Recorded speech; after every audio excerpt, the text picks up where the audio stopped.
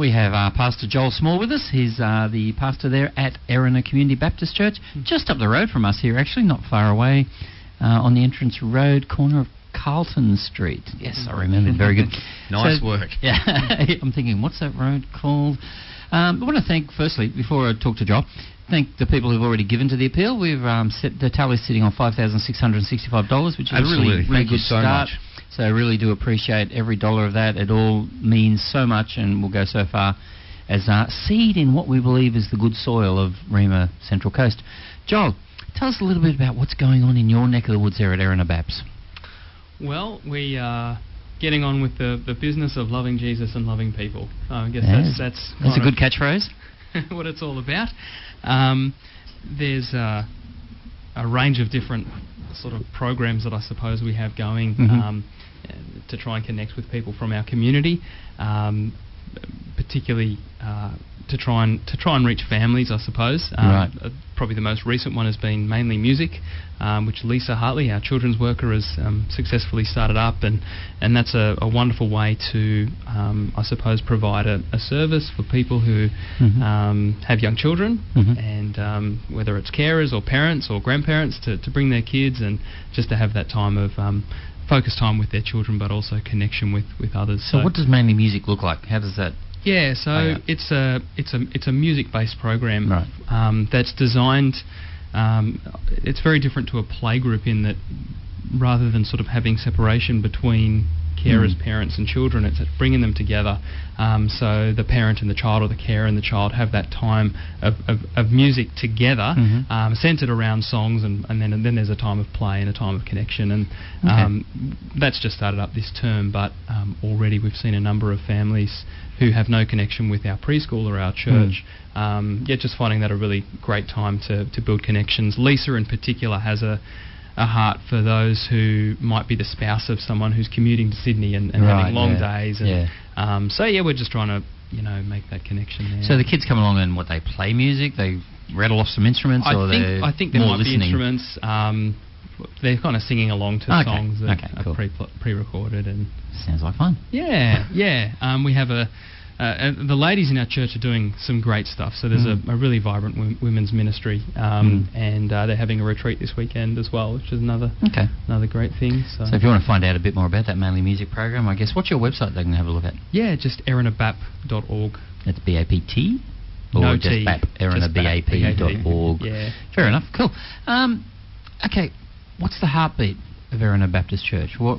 I mean, every church has a little bit of a different focus and emphasis. What would you say in a few words? Yeah, sure. So, I guess for us, our mission is to be a loving church, knowing and sharing the life-changing message of Jesus. So, I guess the heartbeat there is wanting to be, a church that really expresses God's heart of love for all people. And we're a very warm, welcoming church.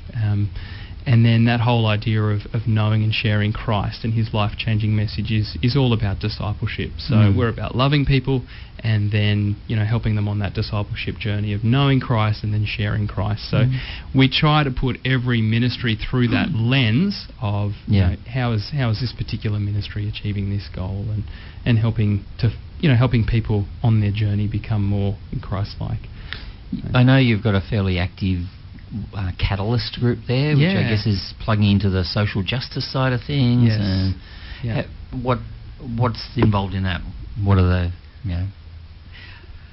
why is that important, I think, do you think, in your church? Good question. So one of the things that we've done, our overall vision is to grow Christ-centered disciples, and we've, I guess, had a Australia good has a look rich Christian heritage, but how much does he actually know? Who was? That's one of those automatic things that just happens. Automation's good when it's working for you. Yeah, so when we look at the scriptures and we look at, if someone is wholeheartedly following after God's heart for their lives, what does that look like? What does a mature, growing disciple look like? And so we kind of, big picture, it's about loving God and loving people, but how does that break down? So in terms of loving people, we see that, God has a huge heart for justice, for the poor, for the vulnerable, for the voiceless. And so that's one of the ways that we express growing Christ-centered disciples. So we have a very active Catalyst group that I suppose promote the work and ministry of both Baptist World Aid as well as International Justice Ministry. Okay. So we do things that support those organisations, whether it be fundraising events or awareness rate campaigns. And we, I suppose, also just try to feed into the DNA of what we speak about frequently to highlight God's heart there for the poor and it's good. Vulnerable. It's good. Church is looking outward. Good to see. So, Joel, just want to unpack a little bit. Be the change, which is our theme for this appeal. And I guess in some ways it's a theme not just for the appeal, but for where we're heading as a station. Being the change, to me, is about not just speaking the truth, but living the truth and seeing how that can impact. As a pastor involved in a church in a local community with connections into a preschool, connections into catalyst groups, that sort of thing, church over the last few years has really had a hard time. The brand, if you like, of church has quite rightly copped a lot of criticism. Part of being the change, I think, is how do we go about rebuilding the trust and, I guess, the credibility of the church, broader term church, in our community where we've done when there's been so much damage done. How do you see that that's something you can live out as a pastor? How do you get your church to do stuff and to be in that space where we're actually being the change, not just pointing out the problems? No, great question. I think if we're going to be the change, people need to see that we are changed ourselves, that we're distinct, that we're different as believers, that, you know, and I think the thing that ultimately transforms us is God's love. That, you know, it's not about what we can do for God, it's what God has done for us that makes us acceptable in Christ. And that just changes everything in terms of how we approach life, and, you know, means that we're now living life from a sense of gratitude and grace that's been shown towards us. So in terms of wanting to, you know, I guess, promote change amongst the world and amongst, you know, people that we rub shoulders with, how are they seeing Christ in us? How are our lives displaying the difference that God has made? And so I think, you know, whilst as a church, sure, there's lots of different programs and activities and events that we can run, but at the end of the day, I think people are looking at our lives as followers. And so my great concern is for, you know, the individuals in the church, how they're living out their faith. That they're living it in such a way that when people come into contact with them, they can actually see a transformed person through the love of God. And love is something that attracts, unlike fear or kind of, you know, rules and laws.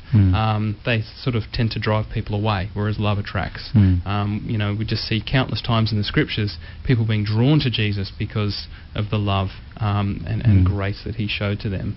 And so, yeah, it's helping people sort of, you know, how do we live this out daily? How are people seeing that our lives have been changed and transformed by grace? I was just thinking, I think probably an important part of that is how do we react in crises and when things go wrong. It's pretty easy to be a Christian when things are cool, when everything's going to plan and everything's sort of working out well. I guess it's how do we as believers demonstrate our faith when things aren't going so well. And that's what can often really witness to people, because they know they can't do that, and they say, how can you handle that like that? That is a really good point, Rick, and I think that's particularly, I guess, where there can be a real point of difference. And look, I suppose the ultimate sort of suffering is death, right? And you know, I've had the privilege to walk with a number of people who've journeyed to death, and I've had the privilege of seeing them go through that with that just sense of peace, knowing that, you know, that their life isn't finished, that in fact it's actually about to begin. Now that's just one example, but it really demonstrates the hope that we have as believers. And yeah, suffering is something that all people go through at various times in their lives, and I think how we suffer, how we struggle through life and actually do that well is a huge witness. And really demonstrates the difference that Christ makes. Yeah, because, I mean, you know, Jesus is pretty clear in the gospel that we're not going to be excluded from suffering. Exactly. That's not what you sign up for when you become a Christian. There's no bed of roses. In fact, sometimes you're just throwing yourself in the firing line. Yeah. So, yeah, it is interesting. And I know some of the I guess people that have witnessed most to me in their lives have been those when I've looked at them and been able to say, look, your life is terrible. The things that are happening to you are really, really bad. But yet you're staying on top of it, and your faith is strong, and your joy is still there. Yeah. In spite of all that. And that's probably, that's, I guess, one aspect of showing people a different life. It's so encouraging for me as a believer when I, witness another fellow believer who's going through a really difficult time, but has that sense of peace in trusting God, and the way that they approach it is just so different, and you can immediately see this is a changed, transformed person. This is not a normal response to this situation. Whatever normal is. That's right. Yeah, certainly not what you see down the street all the time. Sort of thing. Joel, really want to thank you for your time coming in today.